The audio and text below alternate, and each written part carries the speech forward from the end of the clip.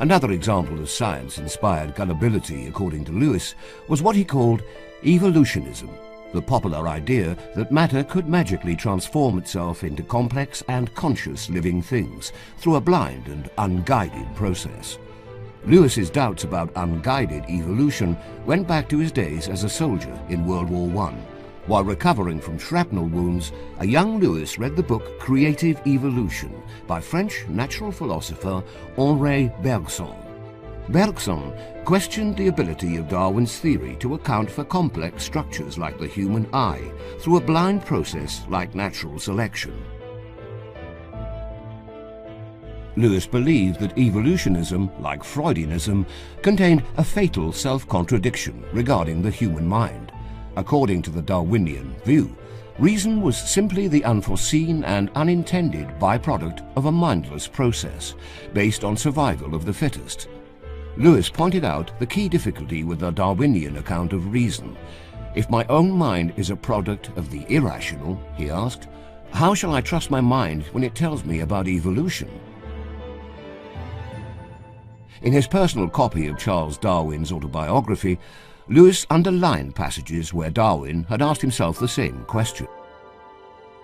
But then with me the horrid doubt always arises whether the convictions of a man's mind, which has been developed from the mind of the lower animals, are of any value or at all trustworthy.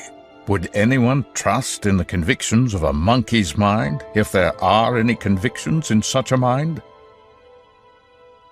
What this means is that if natural selection and random genetic mutations gave rise to our intellectual capacities, we should assume that our intellectual capacities are consistent with survival-enhancing behavior, but we should have no especially good reason to believe that we actually know truth, or that our intellectual faculties even have that capacity of connecting with truth as one of its natural outcomes, because that's not what it was designed for. If anything, our reason is just sort of along for the ride with our survival-enhancing behaviors, which natural selection over millions of years has selected. So the implication of Lewis's argument here is that if naturalism is true and the Darwinian mechanism more or less accounts for our faculties, we probably shouldn't trust our reason.